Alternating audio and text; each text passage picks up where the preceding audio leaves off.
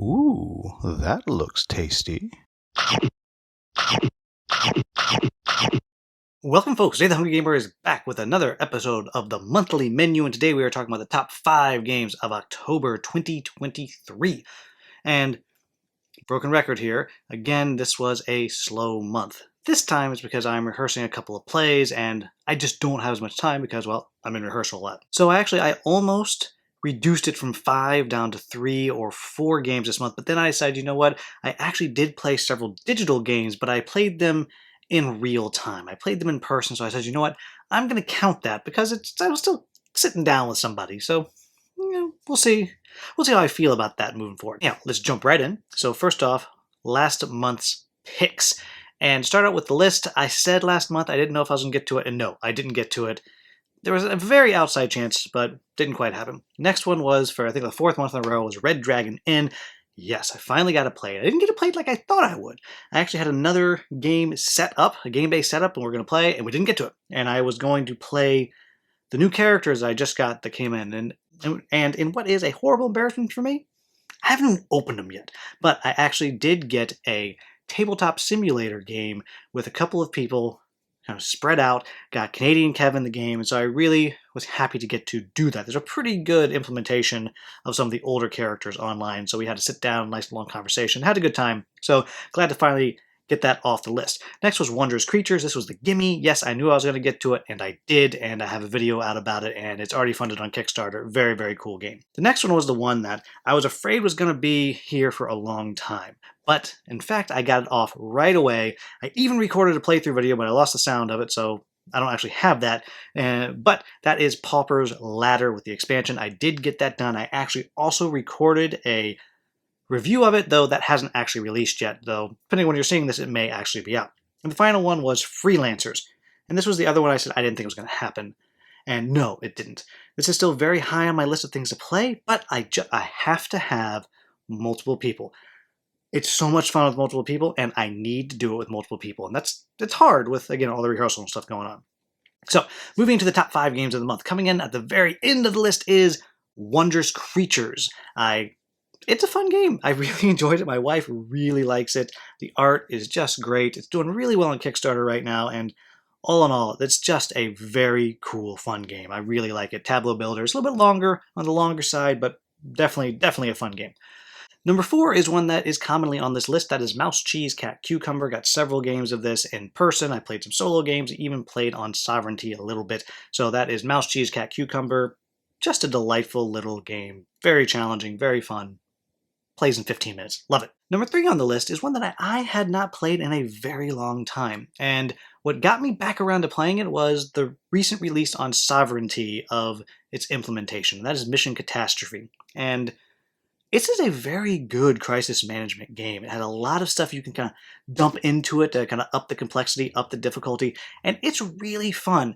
Most recently, I've been playing the game in the co-opetition version, which is fairly competitive, very limited cooperation, but again, that's not my favorite style of game. But coming back around and getting to play it a bit in the co-op mode was really, really fun. I got to play it solo by myself. I got to actually play several games with Skippy, the designer of Lunar Rush. We played online on Sovereignty, and had a great time. I will say, it's a really good implementation, everybody. It's a really good implementation, whether you want to play solo or with other people. Go check it out. I think it's free this month on Sovereignty, so check it out. It's just a great implementation. Love it. Number 2 was the aforementioned Pauper's Ladder. I played the heck out of it this month. The new expansion adds kind of a new way to play the game. It holds all of its charm. It has all of its difficulties that you get with drawing the cards, just how you resolve everything. It's kind of like a D6, but better than a D6. And just all around, it's a very charming game. My opinion has not changed since I reviewed this way back at the beginning of the channel. I say go check it out, but I also say don't check it out because the sound is a disaster and all of that. But clever game, good expansion, really enjoyed my time with it. And that brings us to number 1.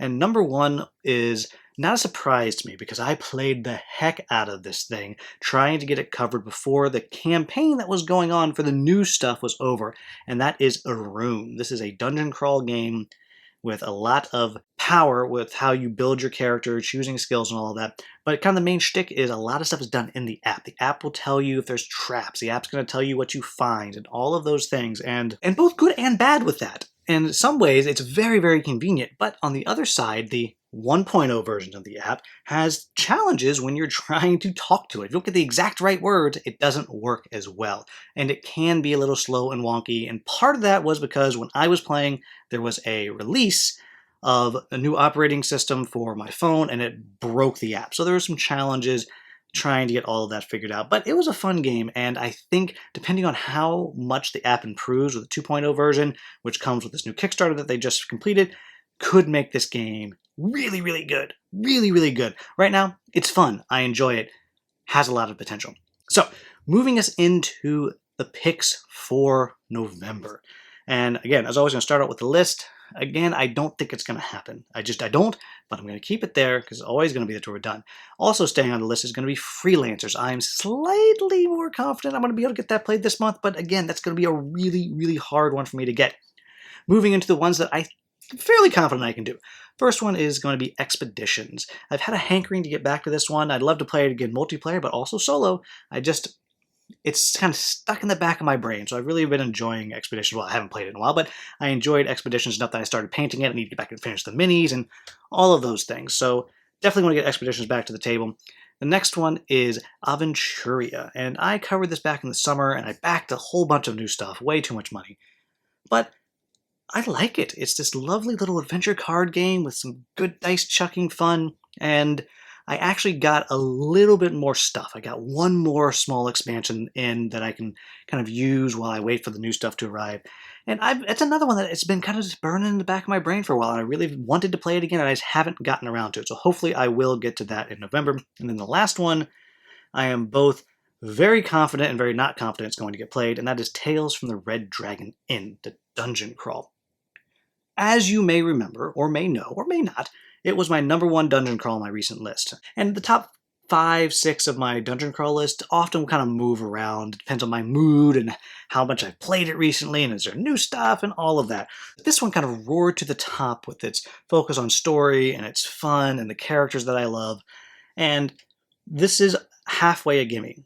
We have a game day scheduled to play this. However, one of our players is actually out with COVID right now, and whether or not they will be, one, able to go anywhere, fully recovered, and if they are fully recovered, will they feel like going out?